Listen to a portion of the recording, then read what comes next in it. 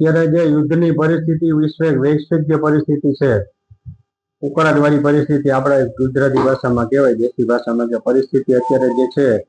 એમાં ભારતમાં ખાસ કરીને ગુજરાતમાં અને રાજકોટમાં અત્યારે જે પરિસ્થિતિમાં કલેક્ટર સાહેબશ્રી અને ત્રણેય કંપનીઓ, પ્રાઇવેટ કંપનીઓ સાથે અને સરકારી કંપનીઓ સંકલન કરીને ડોમેસ્ટિક ગ્રાહકોને સમયસર બાટલો મળે એ માટે પ્રયત્નશીલ છે અને રેગ્યુલર સપ્લાય ચાલુ છે. અત્યારે કોમર્શિયલ સપ્લાય માટે થોડી તકલીફ છે, પણ ધીમે ધીમે વાતાવરણ સુધારતા વાર નહીં લાગે, કારણ કે ઉપરના લેવલથી મિટિંગ હોય એ પરિસ્થિતિ સુધરી તો જશે, પણ હાલના તબક્કે અત્યારે કોમર્શિયલ માટે થોડી તકલીફ છે, પણ એ ડાયવર્જન કોઈ પણ વસ્તુ કરે એટલા માટે રોકવામાં આવ્યું છે અને ફક્ત ગ્રાહકોને બાટલા મળે એના માટે સરકારશ્રી દ્વારા,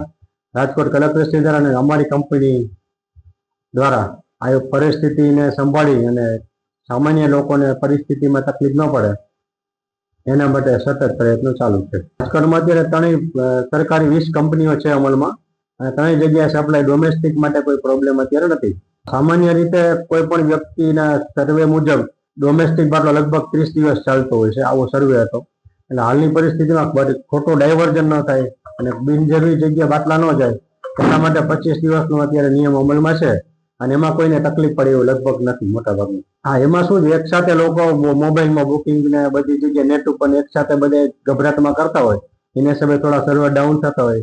પણ ધીમે ધીમે થોડા સમયમાં પાછું ચાલુ થઈ જાય બુકિંગ, કારણ કે બુકિંગના ઓપ્શન ઘણા આપી દીધા છે. IVRSમાં બુકિંગ થાય છે,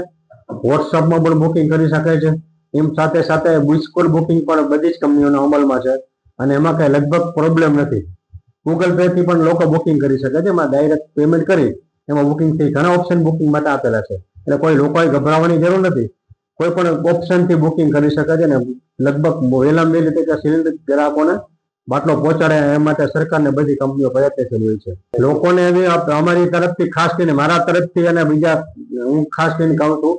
કે ભાઈ કોઈ ગભરાટ કરવાની જરૂર નથી. એક સાથે બધા બુકિંગ કરવા માટે આવશો, બિનજરૂરી બુકિંગ કરશો તો ખોટા માર પડશે અને એક સાથે લાર્જ કંપનીથી સીધી બુકિંગ કરે તો ડિસ્ટ્રીબ્યુટરને, કંપનીને, સરકારશ્રીને પણ તકલીફ પડે. એટલે કલેક્ટરશ્રીની સૂચના એવી છે કે મોટા ભાગે કોઈ પણ વ્યક્તિ ડાયવર્જન ના કરે, પોતાનું જે બાટલાનું બુકિંગ છે પોતે જ વાપરે.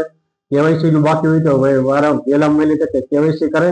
અને પોતાનો બાટલો પોતે જ પોતાના મોબાઈલથી બુકિંગ કરે એવી નમ્ર અપીલ છે અને આને આપણે સહકાર સરકારશ્રીને આપણે આપવો જોઈએ. યુદ્ધને લીધે તો હું જાજુ કહી નહીં શકું કે વૈશ્વિક લેવલની વાત છે, લોકલમાં બહુ આપણને ખ્યાલ ન આવે,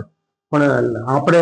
સરકારશ્રી ચિંતિત હોય છે, કલેક્ટરશ્રી દ્વારા અને રાજકોટ અમારી ટેરેટરીના મેનેજરશ્રી દ્વારા ભારત પેટ્રોલિયમ, IOC, BPC બધી જ કંપની આના માટે સતત પ્રયત્નશીલ હોય છે અને કલેક્ટર સાથે મિટિંગમાં પુરવઠો ગ્રાહકોને કેમ જાળવી શકાય, તાત્કાલિક કેમ સિલિન્ડર પહોંચાડી શકાય એના માટે અમે બધા મહેનતો કરીએ છીએ. સરકારશ્રી બધા મહેનત કરે છે અને અમે સહકાર આપીશું.